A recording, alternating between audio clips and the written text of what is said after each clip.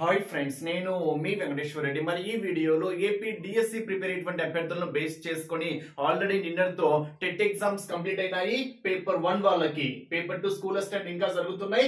Present అయితే ఎస్జిటికి అయితే TET పరంగా ఎగ్జామ్స్ అయితే కంప్లీట్ అయినాయి. మరి ఎస్పెషల్లీ ఈ వీడియోలో మరి టెట్ రిజల్ట్ ఎప్పుడు రావచ్చు, next DSC TRT exam process ఏ విధంగా ఉంటుంది, టిఆర్టీ ఎగ్జామ్ ప్రాసెస్ ఏ విధంగా ఉంటుంది, మరి సిలబస్ మనము ఏ క్లాసెస్ వరకు చదవాలి, నెక్స్ట్ ప్రామాణికంగా అది ఏం ఫాలో అయితే సరిపోతుంది,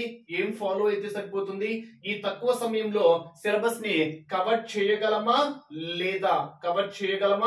లేదా అదే విధంగా డిఎస్సి పోస్ట్ పోన్ కావడానికి ఛాన్సెస్ ఏమైనా ఉన్నాయా, వీటి గురించి మనము ఈ వీడియోలో డిస్కస్ చేద్దాం. ఫ్రెండ్స్, ఇంకా ఎవరైనా మన ఛానల్ సబ్స్క్రైబ్ చేసుకున్న వాళ్ళు సబ్స్క్రైబ్ చేసుకోండి.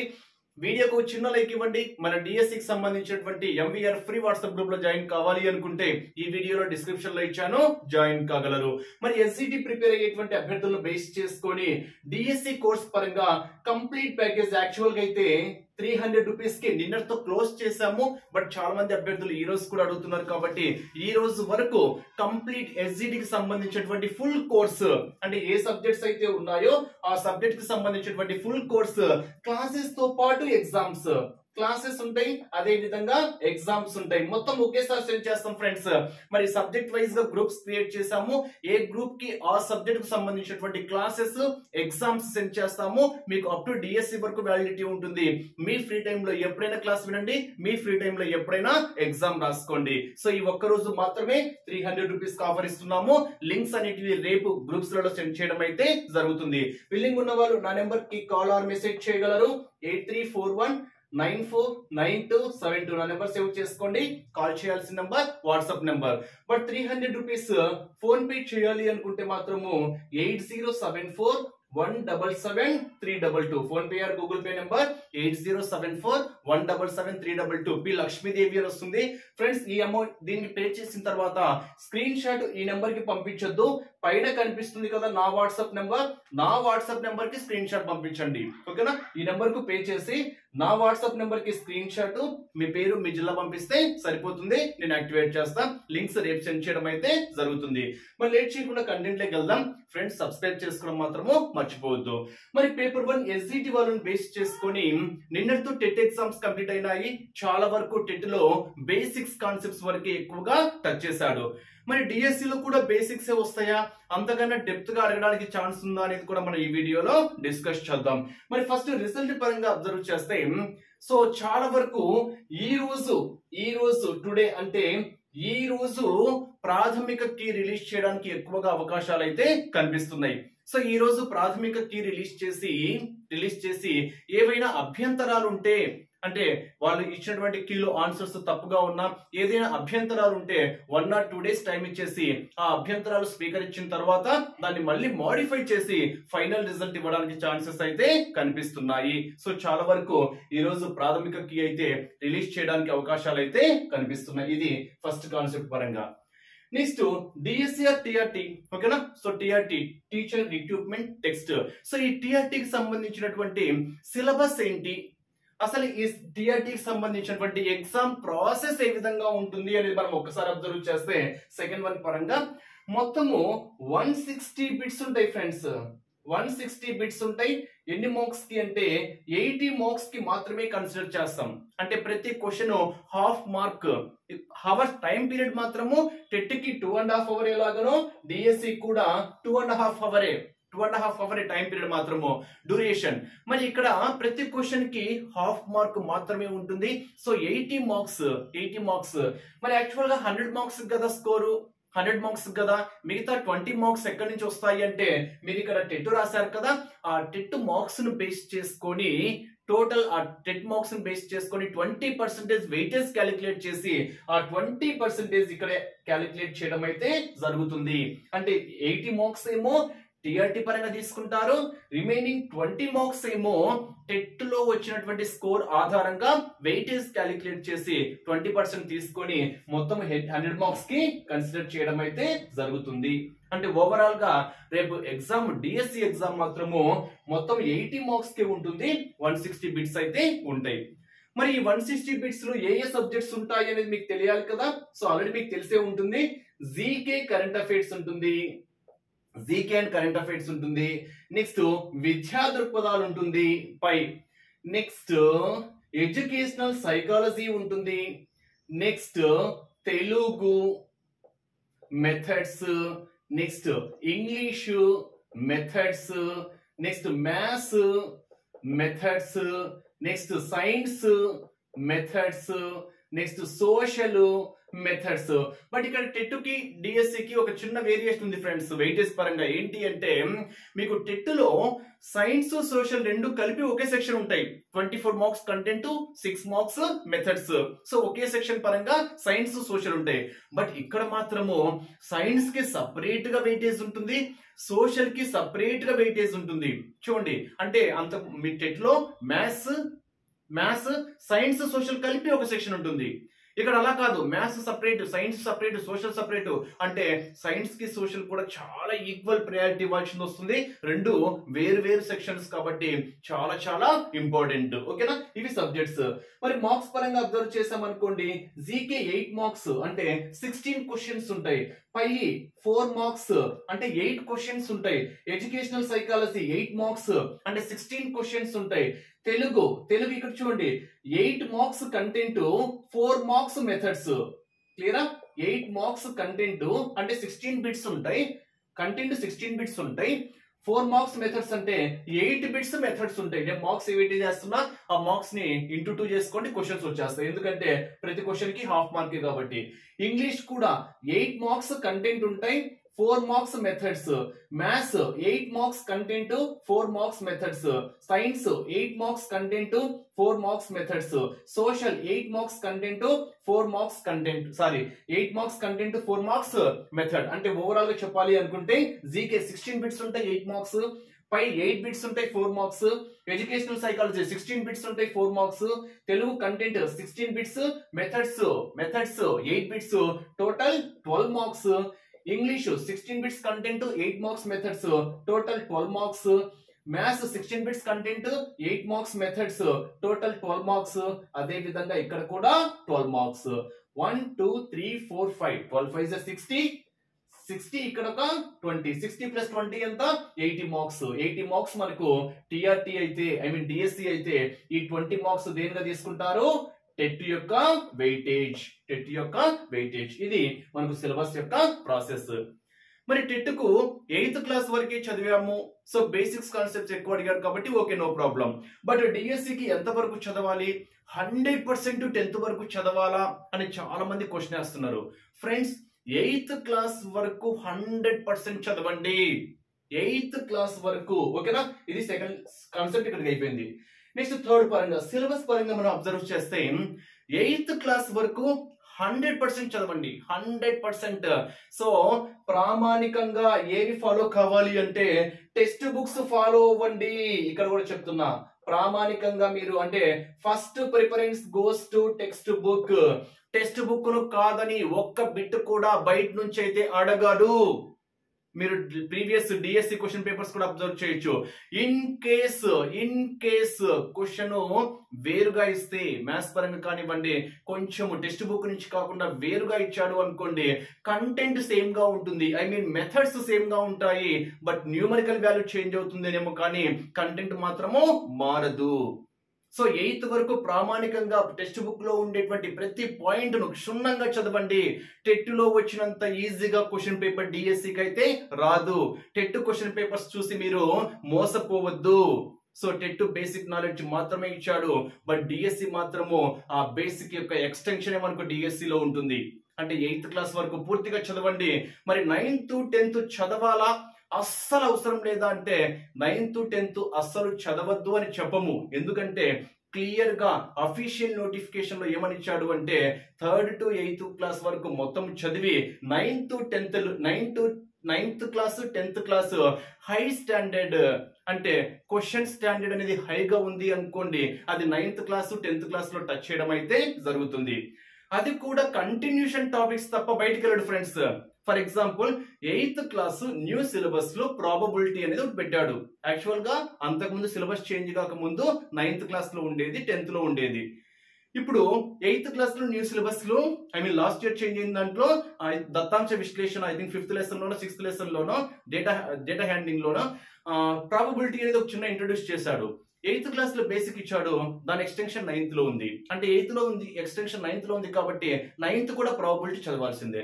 ఇన్ కేస్ అదే ప్రాబబిలిటీ 10th లో ఉంది అనుకోండి, ఖచ్చితంగా చదవాల్సిందే. ఓకేనా. నెక్స్ట్ ఫ్యాక్టరైజేషన్, కారణాంకాలు. ఓకేనా. 8th క్లాస్ లో ఉంది, 9th క్లాస్ లో కూడా ఉంది, ఖచ్చితంగా 9th క్లాస్ లో చదవాల్సిందే. ఏకచరరాశిలో రేఖీయ సమీకరణాలు 8th క్లాస్ లో ఉంది, కంటిన్యూషన్ లో 9th క్లాస్ ఉంది అనుకోండి, ఖచ్చితంగా చదవాల్సిందే.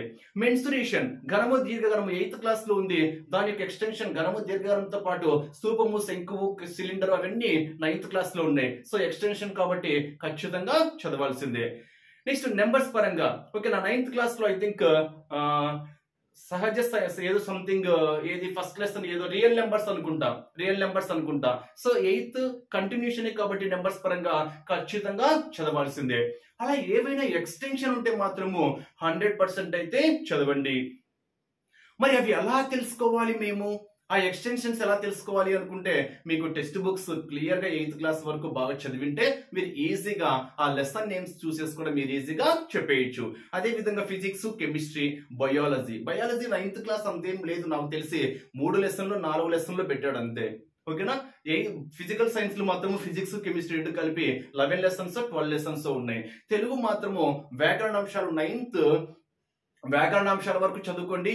కవి ప్రక్రియ ఇతివృత్తము ఆ పద్యం లెసన్ నేమ్ యొక్క నేపథ్యం చదువుకోండి చాలు. బట్ మిగతా లెసన్స్ లో మాత్రము క్యారెక్టర్స్ కంపల్సరీ చదవాల్సిందే. టెట్లో ఎక్కడ క్యారెక్టర్స్ టచ్ చేయలేదు చూడండి, మీరు ఒకసారి అబ్జర్వ్ చేస్తే టెట్లో అంతా వ్యాకరణమే. అంటే సందులు, సమాసాలు, ప్రకృతి వికృతులు, అదే విధంగా వాక్యాలు, ఛందస్సు, ఓవరాల్ గా అర్థాలు, నానార్థాలు, పర్యాయ పదాలు, కవి పరిచయాలను బేస్ చేసుకొని ఇలా ఓవరాల్ గా ఛందస్సు బేస్ చేసుకొని పద్యం ఇచ్చేసి 2 క్వశ్చన్స్ ఇవ్వడము, లేదా గద్యం అపరిచిత పద్యము అపరిచిత గద్యము ఇచ్చేసి 2 క్వశ్చన్స్ ఇవ్వడము చాలా వరకు ఇలాగే జరిగాయి. బట్ డిఎస్సి లో మాత్రము క్యారెక్టర్ ను బేస్ చేసుకుని కూడా 1 or 2 బిట్స్ టచ్ చేస్తాడు ఫ్రెండ్స్. ఒక సెక్షన్ లో మీకు ప్రక్రియ ఇతివృత్తం కూడా అడిగాడు. ఓకేనా. అంటే ప్రక్రియ ఇతివృత్తము ఒక లెసన్ నేమ్ ఇచ్చేసి ఇతివృత్తాన్ని గుర్తించండి అంటాడు. ఫర్ ఎగ్జాంపుల్ ఐ థింక్ నిన్ననేమో 8th క్లాస్ లో 5th లెసన్ 4th లెసన్ సందేశం అని ఒకటి ఉంది తెలుగులో. ఓకేనా. ఆ సందేశం పాఠ్యభాగం యొక్క ఇతివృత్తాన్ని గుర్తించండి అని ఇచ్చాడు. ఓకే. నెక్స్ట్ ఒక క్లాస్ లో ఐ థింక్ 4th క్లాస్ లోనో 5th క్లాస్ లోనో ఉంది, గాంధీ మహాత్ముడు అనేటువంటి ఒక గేయం ఉంది. ఆ గాంధీ మహాత్ముడు గేయ రచయిత ఎవరు అని అడిగారు. అంటే మీకు టెక్స్ట్ బుక్ అందుకే క్షుణ్ణంగా ప్రామాణికంగా టెక్స్ట్ బుక్స్ చదవాలి అని చెప్పేది అందుకే ఫ్రెండ్స్. సో ప్రామాణికం టెక్స్ట్ బుక్ లో ఉండేటువంటి వ్యాకరణం మొత్తం క్షుణ్ణంగా అబ్జర్వ్ చేయండి. నెక్స్ట్ 8th క్లాస్ లో నేపథ్యాలు ఉంటాయి, 9th క్లాస్ లో అయితే ఇంకా క్లియర్ గా ఉంటాయి. అంటే ఉద్దేశాలు, ఆ పాఠ్యభాగం యొక్క ఉద్దేశం ఏంటి అని. అదే విధంగా క్యారెక్టర్స్ కూడా చదువుకోవడం అయితే మంచిది. ఓకేనా. అంటే కంటిన్యూషన్ టాపిక్స్ 9th 10th లో ఏవైనా లింకప్ టాపిక్స్ ఉంటే మాత్రము వాటి పరంగా వెళ్ళండి. నెక్స్ట్ సిలబస్ లో వ్యాకరణాంశాలు ఎంతవరకు చదివాలో క్లియర్ గా పెట్టాడు. అంతకన్నా ఎక్స్ట్రా టాపిక్స్ 9th 10th లోకి వెళ్లాల్సిన అవసరమే లేదు. ఓకేనా. అంతకన్నా ఎక్కువ వెళ్లాల్సిన అవసరం. ఇప్పుడు వ్యాకరణాంశాల్లో సిలబస్ లో ఏదైతే అంశాలు పెట్టాడో అవి కాకుండా వేరేటివి 9th 10th లో ఉన్నాయనుకోండి, అవి వెళ్లాల్సిన అవసరమే లేదు. సో మీరు సిలబస్ షీట్ పక్కన పెట్టుకొని క్లియర్ గా దాన్ని బేస్ చేసుకుని చదువుకుంటే 100% అయితే సక్సెస్ అవుతారు. మరి ఈవీఎస్, సైన్స్, సోషల్ ఇవన్నీ సిలబస్ షీట్ మనం అర్థం చేసుకోలేం కదా. అంటే అందుకే నేను చెప్పింది 8th క్లాస్ వరకు ప్రామాణికంగా 100% చదవండి. 9th 10th లింకప్ టాపిక్స్ మాత్రం 100% అయితే ఫాలో అవ్వండి. ఇది సిలబస్ పరంగా ఎంతవరకు చదవాలి, అదే విధంగా ఏం ఫాలో అవ్వాలి అంటే 100% text books. In case text books లేకపోతే ఏదైనా పబ్లిషర్స్ రెఫర్ చేసుకోండి. మేము ఏ పబ్లిషర్స్ అని మాత్రము చెప్పను. బట్ ఏదైనా మనకు క్లాసెస్ మాత్రం మనమైతే మొత్తం టెక్స్ట్ బుక్ బేస్డ్ ఇచ్చాం ఫ్రెండ్స్. 100% టెక్స్ట్ బుక్ బేస్ చేసుకొని లెసన్ వైజ్ గా, అంటే ఒక క్లాస్ బేస్ చేసుకొని లెసన్ వైజ్ గా మీకు ఎక్స్ప్లెనేషన్ ఇచ్చాము. అదే విధంగా ఎగ్జామ్స్ కూడా కండక్ట్ చేసాము. నెక్స్ట్ మరి ఇంత తక్కువ సమయంలో కవర్ చేస్తామా, కవర్ చేయలేమా? మరి ఇంకా టెట్ రిజల్ట్ రాలేదు, నేను టెట్ క్వాలిఫై అవుతానో కానో, ఇప్పటి నుంచే ప్రిపేర్ కావాలా అంటే ఈరోజు ప్రాథమిక కీ వస్తుంది, దాన్ని బేస్ చేసుకుని మీరు చెప్పేయచ్చు. బట్ టెట్ లో నార్మలైజేషన్ ప్రాసెస్ కూడా ఉంటుంది. ఆ నార్మలైజేషన్ ప్రాసెస్ లాస్ట్ టైం చాలా వరకు కొందరిని బాగా కూడా డెవలప్ చేసింది. ఐ మీన్ చాలా స్కోర్ కూడా క్వాలిఫై కాని వాళ్ళని కూడా క్వాలిఫై చేసింది నార్మలైజేషన్. సో ఈ టెట్ లో కూడా మనకు 100% నార్మలైజేషన్ ఉంటుంది. కాబట్టి ప్రాథమికకి వచ్చిన తర్వాత మీరు 100% డిఎస్సి మీద ఫోకస్ చేయండి. టెట్లో తక్కువ స్కోర్ వచ్చాయని నిరుత్సాహపడాల్సిన అవసరం లేదు.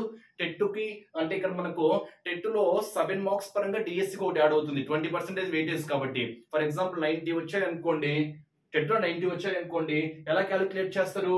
90/150 ఇంటూ 20% కదా, 20% గా తీసుకుంటారు. 0 okay, 0 5 4s 20, 5 3s 3 1s 3 3s 4 3s 12 marks. అంటే 90 స్కోర్ వచ్చాయి అనుకోండి, మీకు డిఎస్సి ఇక్కడ వెయిటేజ్ చెప్పాను కదా 20 మార్క్స్ కి, మీకు 12 మార్క్స్ అనేటివి యాడ్ అయిపోతాయి. ఇన్ కేస్ 105 వచ్చాయి అనుకోండి, 105/150 ఇంటూ 20% క్యాలిక్యులేట్ చేస్తే హియర్ 0 క్యాన్సల్, 15 ఒకట్లు 15 15 90, 15 105 15 105, 7 2 14 మార్కులు. అంటే ఇక్కడ చూడండి 90 వచ్చిన వాళ్ళకేమో 12 మార్కులు అయితే 105 వచ్చిన వాళ్ళకు 14 మార్కులు. అంటే వేరియేషన్ పరంగా 15 మార్కుల వేరియేషన్ తో 2 మార్కులు పెరిగినాయి. అంటే ఒక్కొక్క మార్క్ 7.5 మార్క్స్. అంటే మీరు 90 వచ్చినాయి నిరుత్సాహపడాల్సిన అవసరం లేదు. 90 వచ్చిన వాళ్ళకి 100 వచ్చిన వాళ్ళకి కేవలము 1.5 మార్కే డిఫరెన్స్, 1 మార్కే డిఫరెన్స్. ఆ 1 మార్క్ మీరు డిఎస్సి పైన ఫోకస్ చేయండి. చూడండి 90 వచ్చాయని ఇక్కడ వాళ్ళకు 105 వచ్చాయి కదా అని భయపడాల్సిన అవసరం లేదు. 2 మార్క్స్ వేరియేషన్. ఓకేనా, 2 మార్క్స్ నీవు ఆ సత్తా ఏంటో డిఎస్సిలో నిరూపించుకుంటే సరిపోతుంది. అంతేకాని తక్కువ మార్క్స్ వచ్చాయని భయపడాల్సిన అవసరం లేదు. నువ్వు ఫోకస్ చేయాలి అనుకుంటే 100% డిఎస్సి పైన ఎఫర్ట్ పెట్టు, 100% అయితే నువ్వు సక్సెస్ అయితే అవుతావు. ఇది మనం చెప్పేది. మరి కవర్ చేయగలనా అంటే కవర్ చేయగలమా చేయలేదా అనేది ఎవరు చెప్పలేదు, అది నీలో ఉంది. నీవు ఎంతవరకు చదవగలము. టెట్టులా చదవద్దు, చాలా తక్కువ సమయం ఉంది, చాలా తక్కువ సమయం ఉంది. సో జాబ్ అనేటువంటిది నీకు ఖచ్చితంగా కావాలి అనుకుంటే రాత్రింబోలు కష్టపడు. ఓకేనా, కష్టపడాల్సిందే తప్పదు ఫ్రెండ్స్. నాకు జాబ్ అవసరం లేదు, ఊరికే ట్రై చేసి వస్తాను అంటే రోజుకి 2-3 గంటలు చదివేసి హ్యాపీగా రిలాక్స్ గా. లేదు నాకు ఖచ్చితంగా జాబ్ అవసరము అంటే రోజుకు 2-3 గంటలు సరిపోవు, రోజుకు 12 గంటలు ఖచ్చితంగా చదవాల్సిందే. 8 నుంచి 12 గంటలు ప్రామాణికంగా ఒక షెడ్యూల్ వేసుకొని క్లియర్ గా నాన్ స్టాప్ గా మీరు నెంబర్ ఆఫ్ టైమ్స్ రివిజన్స్. ఇప్పుడు టెట్ 8th వరకు చదివాను, ఇంకా నాకు టెట్ అవసరం లేదు, 8th క్లాస్ వరకు ఫుల్ ప్రిపరేషన్ లో ఉన్నాను, నేను మళ్ళీ చదవాల్సిన అవసరం లేదు అనుకుంటే మాత్రము మీరు 100% అయితే ఫెయిల్యూర్ అయినట్టే.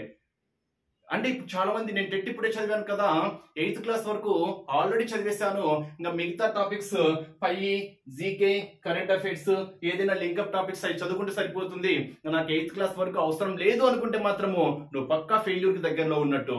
నెంబర్ ఆఫ్ టైమ్స్ ఏం చేయాలి, రివిజన్ చేయాలి. అంతకుముందు 8th క్లాస్ వరకు పర్ఫెక్ట్ చదివావు, ఎస్ ఎక్సలెంట్ గుడ్, బట్ అదే టాపిక్ ను మళ్ళీ మీరు 1 or 2 times 2 or 3 times పక్కా ఏం చేయాలి, రివిజన్ చేయాలి. ఎట్టి పరిస్థితుల్లో సబ్జెక్ట్ అయితే వదలద్దు. ఓకేనా, కవర్ చేయాలా వద్దనేది మీ మీద డిపెండ్ అయింది, అది ఎవరో చెప్తే అయితే రాదు. నెక్స్ట్ డిఎస్సి పోస్ట్ పోన్ అవుతుందా రాదా అంటే ఈ క్వశ్చన్ మీ మైండ్ లోకి వచ్చింది అంటేనే మీరు అనర్హులు. ఇప్పుడు డిఎస్సి పోస్ట్ పోన్ అవుతుందా లేదా అనేటువంటి ఆలోచనలో మీరు ఉన్నారు అనుకుంటే డిఎస్సి ప్రిపేర్ కావడము వ్యర్థమే. అసలు ఇది మైండ్ లోకే రాకూడదు. ఆల్రెడీ డేట్స్ ఇచ్చేశాడు. డిఎస్సి ఎగ్జామ్స్ ఎప్పటి నుంచి, 15th నుంచి, మార్చి 15th నుంచి 30 వరకు అని ఆల్రెడీ ఎగ్జామ్ డేట్స్ ఇచ్చేశారు. పోస్ట్ పోన్ అయితే ఓకే, కాకపోతే డబుల్ ఓకే. ఓకేనా, అంటే అయితే తర్వాత విషయము, కాకపోతే తర్వాత విషయము. బట్ మీకు ఇప్పుడు కావాల్సింది ఏంటి, ప్రిపరేషన్ లోనే మాత్రమే ఉండాలి. ఎవరో చెప్పేటువంటి మాటలు అయితే వినద్దు. ఎలక్షన్స్ కోడ్ పడుతుందంటే కదా, డిఎస్సి పోస్ట్ పోన్ అవుతుందంటే కదా, ఇలాంటివన్నీ మీరు పక్కన పెట్టేసి మీ ప్రిపరేషన్ మీదనే ఫోకస్ చేయండి. తర్వాత వాళ్ళు ఏమి మీకు పోస్ట్ పోన్ అవుతుందని వాళ్ళు చెప్పారనుకోండి, నువ్వు ప్రిపరేషన్ డల్ చేసావు అనుకోండి, ఎగ్జామ్స్ జరిగాయి అనుకోండి, వాళ్ళు వచ్చి నీకు ఏం రెస్పాన్స్ కారు. వాళ్ళ దగ్గర ఏం సమాధానం ఉంటుంది, ఎవరో చెప్పింటే నేను చెప్పాను, దానికి అసలు అన్నెసెసరీ బోర్డ్స్ అవి. సో మీ ఫోకస్ మాత్రం డిఎస్సి మీద పెట్టండి. మీరు పోస్ట్ పోనా అవుతుందా కాదా ఇలాంటి వాటి జోలికి వెళ్ళొద్దు, ఇలాంటి వాటి జోలికి వెళ్ళొద్దు. ఎవరైనా చెప్పినా నమ్మద్దు. వాటి అసలు అన్నెసెసరీ వాటికి చాలా వరకు దూరంగా ఉండండి. ఎస్పెషల్లీ కంక్లూజన్ పాయింట్ ఏంటి అంటే సోషల్ నెట్వర్క్స్ కి దూరంగా ఉండండి. సోషల్ నెట్వర్క్స్ లైక్ ఫేస్బుక్, వాట్సాప్లు, ట్విట్టర్లు, యూట్యూబ్లు. ఓకేనా, అంటే యూట్యూబ్ లో ఎంటర్టైన్మెంట్ పర్పస్ డమ్మీ వీడియోస్, వాటన్నిటికి దూరంగా ఉండండి. మనది కూడా డమ్మీ వీడియో అనుకుంటే అసలు మన యూట్యూబ్ ఛానల్ కూడా ఫాలో అవ్వద్దు.